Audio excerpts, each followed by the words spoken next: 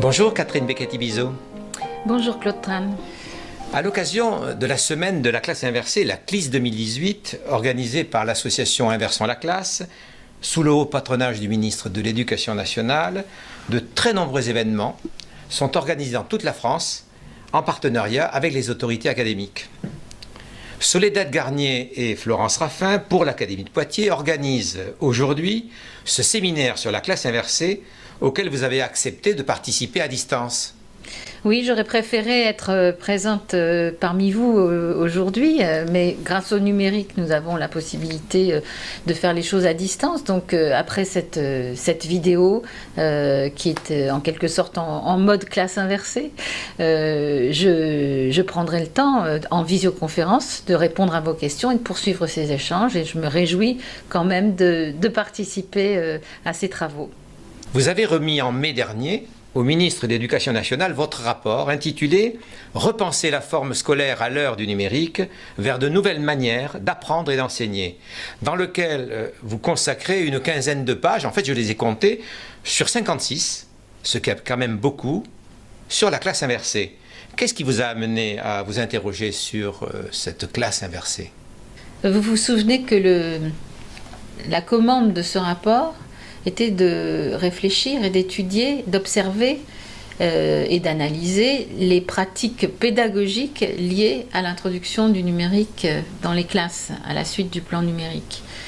C'est cet intérêt pour les pratiques pédagogiques liées au numérique qui m'a occupée pendant plus d'un an et qui a fait que très rapidement, je me suis rendu compte que la classe inversée pouvait être un emblème, un bon exemple en tout cas, de ces nouvelles pratiques qui se développaient dans les établissements scolaires et en particulier dans les classes. Pratiques qui sont pédagogiques mais qui vont bien au-delà puisqu'elles impliquent aussi, elles engendrent aussi un certain nombre de changements dans l'organisation du temps et de l'espace scolaire, dans l'organisation de la vie de l'établissement, dans les postures des différents acteurs de l'éducation, et c'est ce qui m'a amené ensuite à finalement travailler plus largement et de manière plus systémique sur la forme scolaire en général. Alors pourquoi la classe inversée? Mais précisément, les enseignants qui ont commencé à entrer dans cette démarche, parce que pour moi la classe inversée n'est pas une recette éducative, c'est plutôt une démarche de tâtonnement et de recherche pour essayer de voir comment on peut adapter aux élèves tels qu'ils sont aujourd'hui, avec leur comportement nouveau, leur nouveau rapport au savoir, le fait qu'ils sont soumis à un flux permanent d'informations au milieu duquel ils doivent être capables de faire le tri, de s'interroger, de critiquer.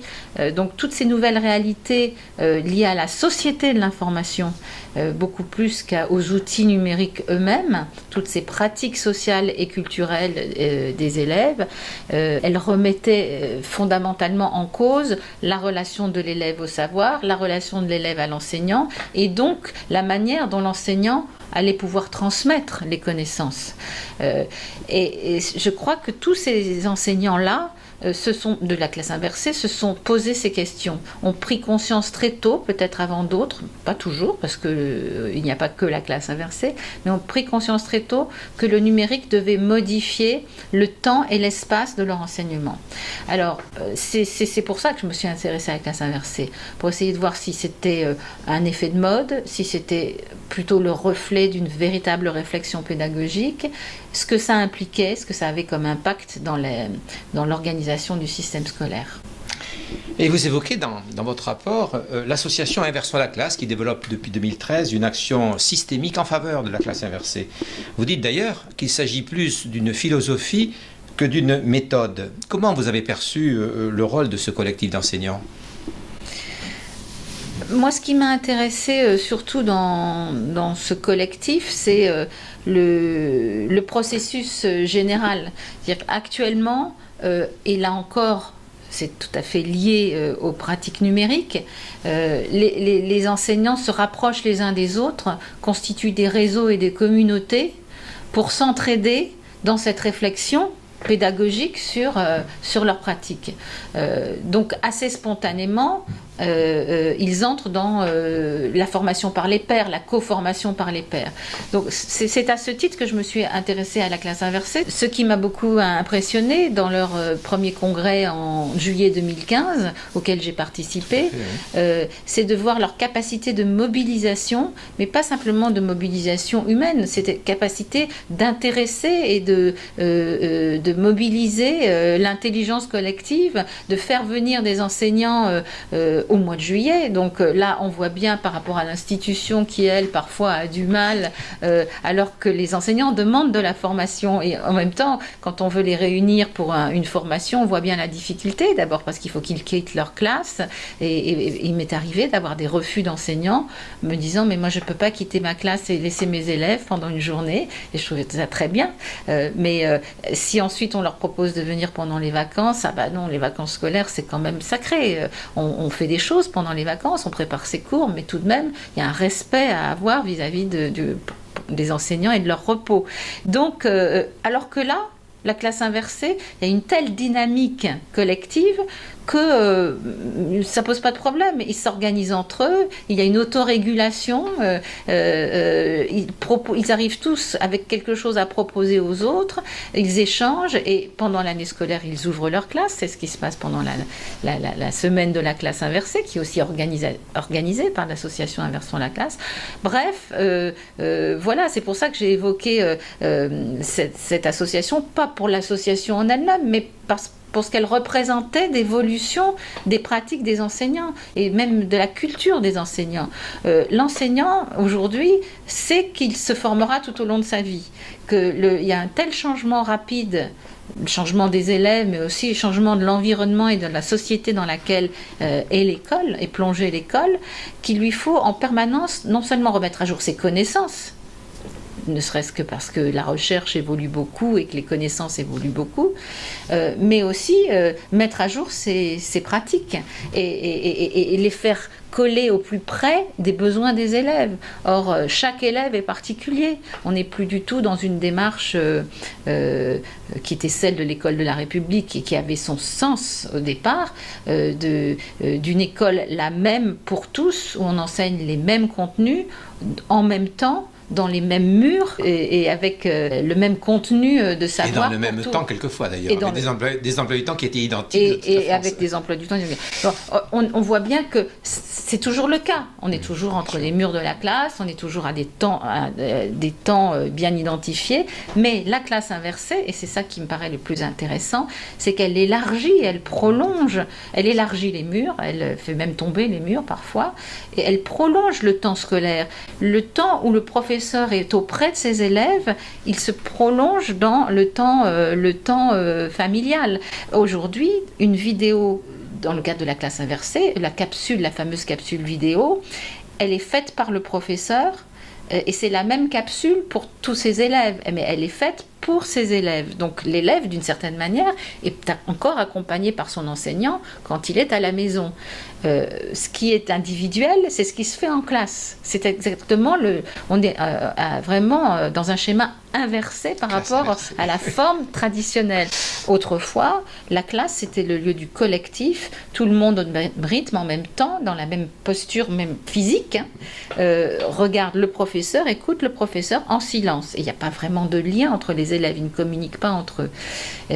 Et finalement, l'individu n'a pas vraiment sa place dans ce cadre collectif. À la maison, il est seul, en revanche. Il n'a personne pour l'accompagner, sauf peut-être ses parents, mais tous les élèves n'ont pas la chance d'avoir des parents qui les aident pour leurs devoirs. Avec la classe inversée, on peut dire que l'étayage de l'enseignant est prolongé jusqu'à la maison et que en classe, c'est le lieu de la personnalisation et aussi de l'échange entre pairs, chose qui n'était pas techniquement et formellement et matériellement possible dans l'école d'autrefois. Alors justement, vous parlez du CLIC 2015, vous êtes revenu au CLIC 2016, le congrès de l'année 2016 de l'association Inversons la classe. Vous y avez rencontré de nombreux enseignants et ailleurs dans toute la France, je suppose. Oui. Ils ont tous un fonctionnement différent. Mais qu'ont-ils de commun ? Alors, d'abord, le fait qu'ils aient un fonctionnement différent, c'est ça qui m'a intéressée. C'est ça qui m'a permis aussi de me rendre compte que les pratiques pédagogiques à l'heure du numérique, elles étaient très diverses et très diversifiées. Elles étaient, par définition, fonction d'un contexte. Et comme le dit André Tricot, il n'y a pas de bons outils. Les outils n'ont pas de valeur intrinsèque. La seule valeur, c'est la capacité de réponse à des besoins particuliers de chaque élève. Et cette capacité de réponse, elle est rendue possible, ou en tout cas facilitée, non pas qu'elle n'existait pas avant, mais elle est largement facilitée par les outils numériques. Or, la classe inversée, c'est précisément ça. C'est que, en fonction d'un contexte, en fonction d'objectifs ciblés pour une classe donnée et pour des élèves donnés, l'enseignant adapte et construit des séquences pédagogiques qui l'améliorent de mois en mois, qu'il complète, qu'il enrichit, qu'il ajuste, qu'il corrige. Et c'est ce caractère très empirique et évolutif de la pédagogie qui peut-être est la caractéristique de la classe inversée. C'est pas simplement une variété de pratiques, mais il y a aussi une unité de vision, de regard sur l'élève, et c'est une culture commune. La culture commune, c'est celle du tâtonnement, du bricolage. C'est ça aussi qui est intéressant, parce que les enseignants qui hésitent, qui ont peur de prendre des risques, s'intéressent à la classe inversée, viennent voir au congrès ce qu'on y fait, bricolent un peu, commencent par petites touches, et puis au bout d'un certain temps, quand ils ont pris confiance en eux, vont plus loin, et finalement quand même la classe inversée, quand elle arrive à son comble, c'est quand elle consiste en une réorganisation complète, une redistribution complète des activités, des temps et des espaces de la classe.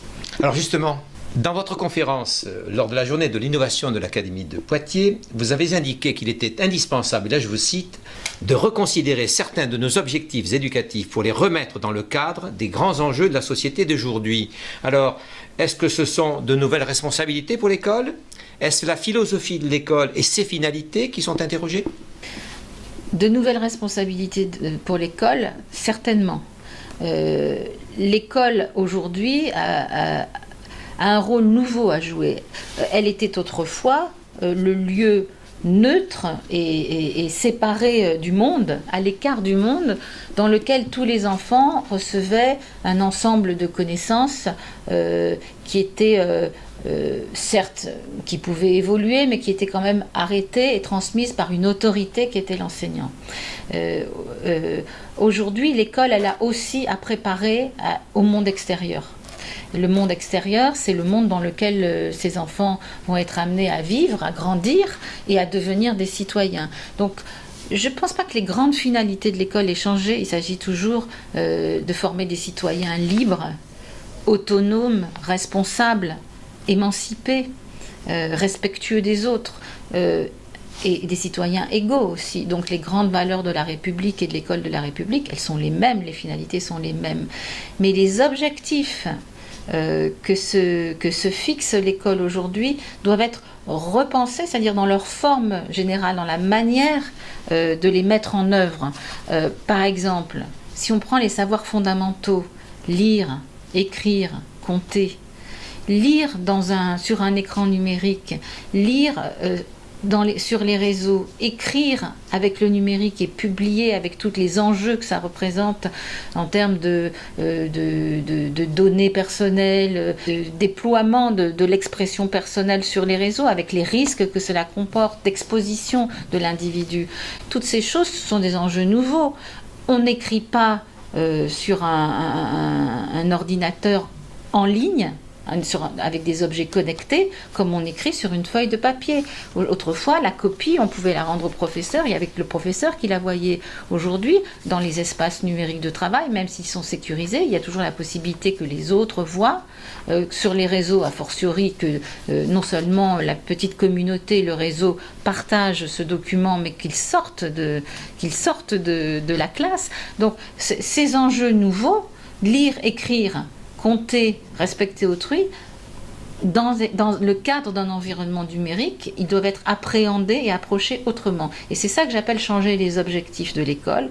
Et c'est cela que j'appelle aussi les nouvelles responsabilités de l'école. En plus, à ces savoirs fondamentaux anciens remis à jour à l'heure du numérique, s'ajoutent les compétences dites compétences du XXIe siècle, qui sont ces compétences génériques, dont un certain nombre existait aussi avant à l'école. L'esprit critique, par exemple, c'est pas quelque chose de nouveau. Les études humanistes ont toujours formé l'esprit critique. Mais on voit bien que l'objectif et l'enjeu est beaucoup plus fort aujourd'hui, parce qu'il s'agit vraiment d'éduquer à l'émancipation. Il faut aussi que l'élève apprenne à apprendre, puisque comme les savoirs évoluent très vite, les compétences attendues par la société évoluent très vite, il faut qu'il puisse lui-même remettre à jour et de manière continue son savoir, même quand il sera adulte. Ces compétences-là, elles doivent s'enseigner dès l'école. D'autres compétences aussi, comme la capacité de travailler en équipe, le travail collaboratif, la collaboration c'est très important, la créativité aussi, la résolution de problèmes complexes. Voilà des compétences qui peut-être hésiter, mais la hiérarchie de ces compétences est différente à l'heure du numérique. Et c'est dans ce sens qu'on peut dire que l'école doit reconsidérer aussi ses objectifs à l'heure du numérique. Alors on peut parler formation. Inversion de la classe ne prône absolument pas de politique prescriptive, mais parle d'information, de formation, de mallette pédagogique pour les enseignants, en respectant bien évidemment la liberté pédagogique de chacun. Qu'auriez-vous envie de dire aux futurs enseignants et à ceux qui auraient envie de se lancer dans la classe inversée? Mais j'ajoute une autre question. Qu'auriez-vous aussi envie de dire à ceux qui ne souhaitent pas l'expérimenter, mais dont les collègues la mettent en œuvre à proximité? J'aurais envie de leur dire que d'abord de se lancer et de prendre des risques, classe inversée ou pas. La classe inversée est une manière proposée par des enseignants qui ont expérimenté déjà cette démarche, dont j'ai dit qu'elle était plus une philosophie qu'une méthode. Donc je pense qu'il faut qu'ils n'hésitent pas, eux aussi, à prendre des risques, à expérimenter un certain nombre et à remettre en question leurs pratiques, sans craindre de se tromper. Parce que dans la classe inversée, ou dans ces démarches pédagogiques nouvelles, pas si nouvelles d'ailleurs, parce qu'elles existaient déjà au début du XXe siècle, mais dans ces démarches pédagogiques dites nouvelles, il y a toujours l'idée qu'on a droit à l'erreur. On peut se tromper avec ses élèves et se corriger avec ses élèves. L'enseignant a droit, lui aussi, de se tromper. Donc, je leur dirais, n'hésitez pas et ne pensez pas que vous allez rentrer dans une secte où on va vous dire comment il faut faire. Ce respect de la liberté pédagogique, il est réel dans la démarche de classe inversée. Ce n'est pas une recette, c'est un appel à travailler autrement et librement. En même temps, je suis convaincue que les enseignants ont besoin de cadres et de repères.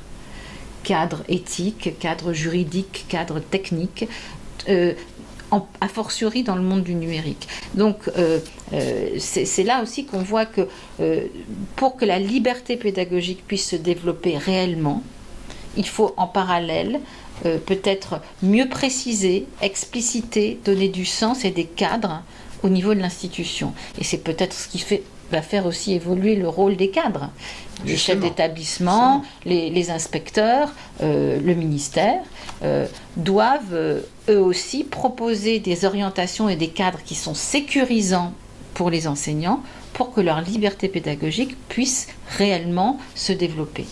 C'est ce regard que porte l'institution sur la classe inversée ? Je ne sais pas. Je ne sais pas quel regard pose l'institution. Je crois qu'il y a une variété de regards aussi. Dans l'institution, il y a des gens qui sont encore dans des approches assez traditionnelles et qui sont plus dans une posture de contrôle, par exemple, à l'inspection. Moi, je pense qu'il faut passer d'une posture de contrôle à une posture de confiance. La confiance, elle doit être... C'est un étayage qui s'allège progressivement, c'est un accompagnement, c'est un regard bienveillant, être capable de repérer des pratiques qui fonctionnent bien, de s'en faire les relais et d'encourager les enseignants et surtout de leur donner les cadres et les moyens pour poursuivre dans ce sens-là, c'est le nouveau rôle de l'inspecteur. Je pense d'ailleurs que le ministre, lorsqu'il parle de repenser les missions des inspecteurs, a cela en tête. Un inspecteur doit aider à l'expérimentation, il doit aider à la formalisation et à l'évaluation de ces expérimentations. Il doit permettre aux enseignants d'avoir cette attitude dont j'ai parlé tout à l'heure, donc cette approche un peu expérimentale, de tâtonnement, cette prise de risque, il doit l'encourager et en même temps la sécuriser. Finalement, si j'avais en conclusion quelque chose à dire sur la classe inversée et d'une manière générale sur toutes les pratiques pédagogiques qui se développent aujourd'hui autour et avec le numérique, c'est qu'on ne peut pas changer un élément simplement de la chaîne. La chaîne éducative, c'est un ensemble qui doit être cohérent. On ne peut pas dire aux enseignants, allez-y, expérimentez, trompez-vous, prenez des risques, et puis de ne pas se donner les moyens aussi de les accompagner, de comprendre ce qui est en train de se passer, ce qu'ils essayent de faire, et aussi de leur offrir des cadres confortables pour travailler, c'est-à-dire une légitimité, une attention, une formation, et de les mettre en situation de pouvoir se développer et se progresser tout au long de leur vie. Merci beaucoup, Catherine Becchetti-Bizot. Merci à vous, Claude.